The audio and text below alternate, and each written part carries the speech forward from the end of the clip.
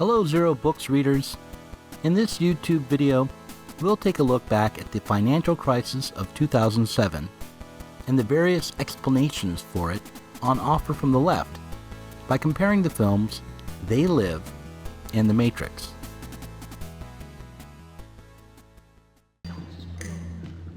I have come here to chew bubblegum and kick ass. And I'm all out of bubblegum.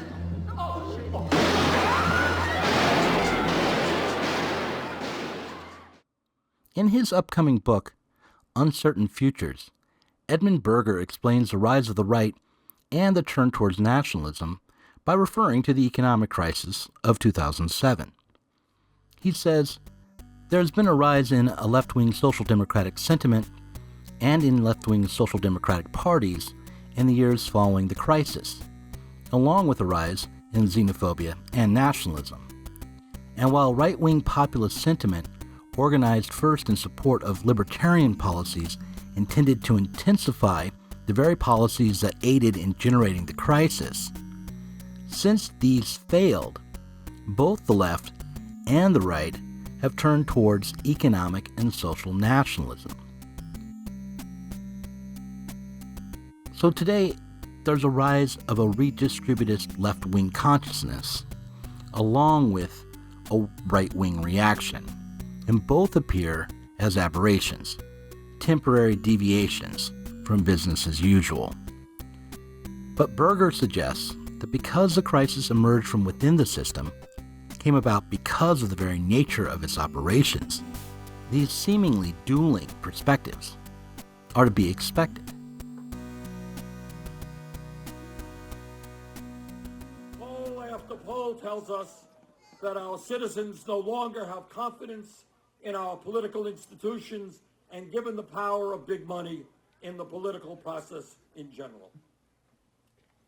They understand that their pain is not being heard in Washington, and that people in Washington and elected officials are much more concerned about the lobbyists and the billionaires than the suffering. So a lot of people in London, for example, are saying anyone that voted to leave is a racist, all this kind of stuff. I mean, what do you think about that? They've got a point. It's a tough one because I've always lived here. Everyone's sort of a little bit racist. Really? Yeah. Well, it's like, why are they getting our money?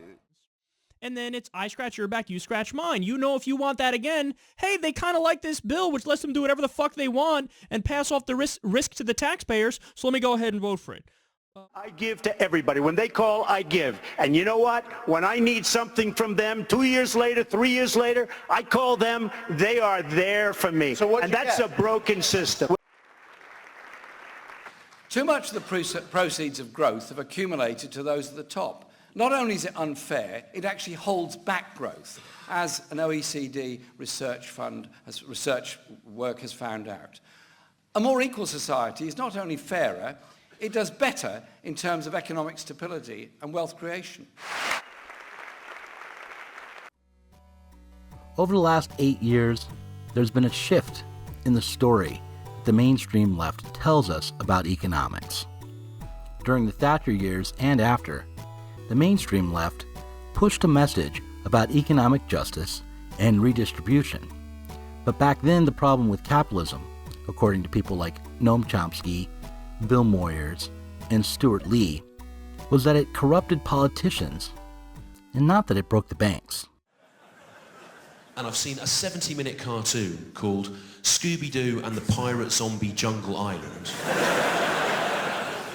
180 times. Have you seen those rope bridges in the jungle? Yeah? Come on, we've all seen them, yeah? The jungle... Yeah, you know what I'm talking about. The Jungle Canyon rope bridges, yeah? Over the canyons in the jungle, the rope bridges.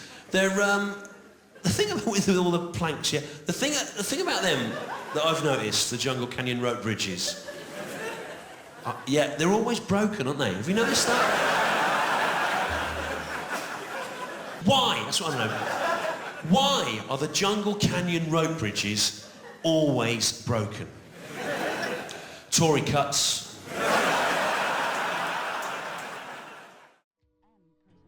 That is, capitalism worked fine, but the greedy corporations were unduly influential. There was a ton of money out there, but because of the bad guys in Washington and in London and in boardrooms, not enough of it was going to the little guy. And this sentiment matches up well with the movie They Live. Good, hard-working, normal people suffer from poverty and bouts of unemployment. It gets harder and harder to maintain a decent standard of living. And the reason this is all happening is because of the neoliberals.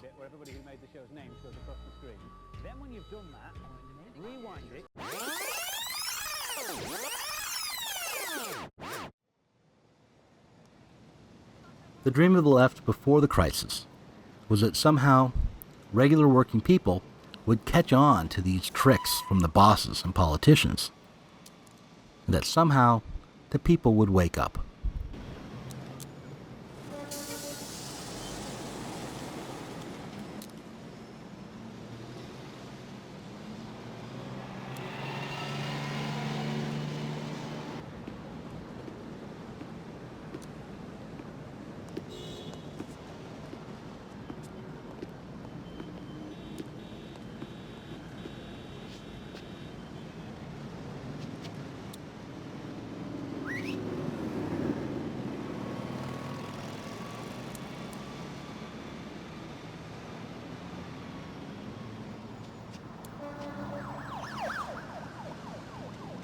However, after the economic crisis of 2007, the liberal story had to change, but only barely.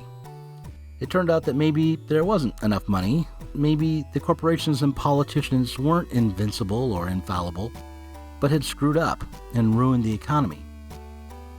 Whereas before, the liberals argued that we could all be comfortable if only the rich stopped keeping the profits for themselves, they now started arguing that the economy could fully recover if the rich stopped keeping the profits for themselves and made sure that everyone was comfortable. What Edmund Berger is suggesting, however, is that the problem runs deeper. Neither the poverty and inequality we experience in good times, nor the disruption and decline we experience during a crisis can be chalked up to the greed of corporate CEOs or to corrupt politicians. So rather than considering the world's problems as symptoms of some alien conspiracy, Berger suggests that we think about the world itself as a kind of system, a kind of machine, or a matrix.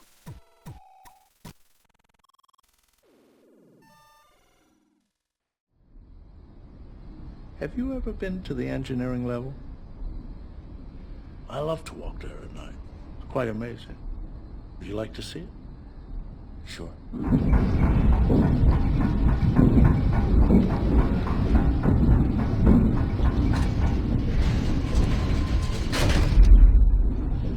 Almost no one comes down here. Down here sometimes I think about all those people still plugged into the matrix, and when I look at these machines, I can't help thinking that in a way we are plugged into them. But we control these machines, they don't control us. It does make one wonder just what is control? If we wanted, we could shut these machines down. That's it. You hit it. That's control, isn't it? If we wanted, we could smash them to bits. Although if we did, we'd have to consider what would happen to our lights, our heat, our air. Berger asks us to consider what capitalism truly is.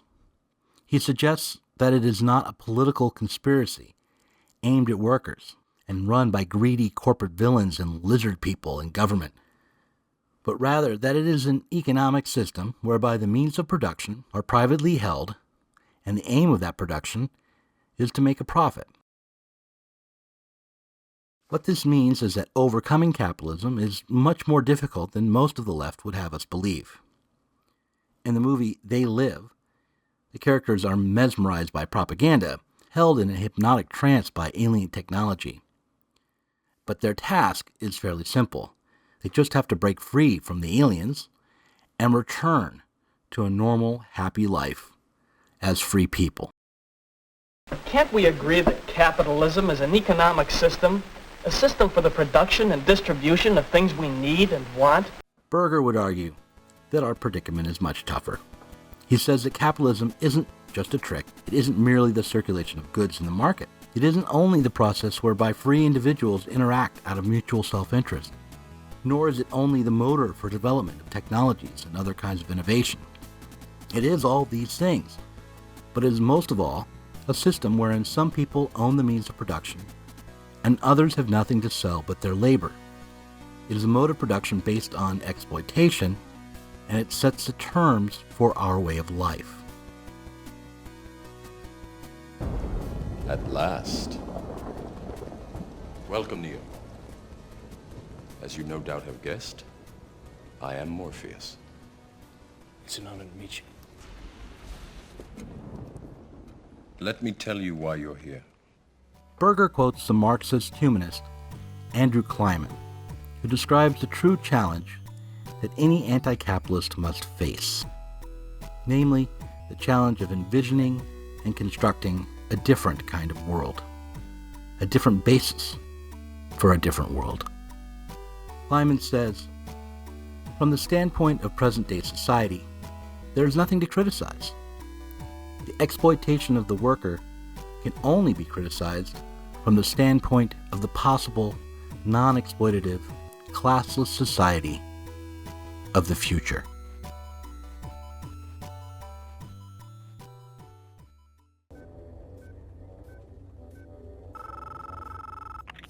I know you're out there. I can feel you now. I know that you're afraid. You're afraid of us. You're afraid of change. I don't know the future. I didn't come here to tell you how this is going to end. I came here to tell you how it's going to begin. I'm going to hang up this phone, and then I'm going to show these people what you don't want them to see. I'm going to show them a world without you. A world without rules and controls, without borders or boundaries. A world where anything is possible. Where we go from there is a choice I leave to you.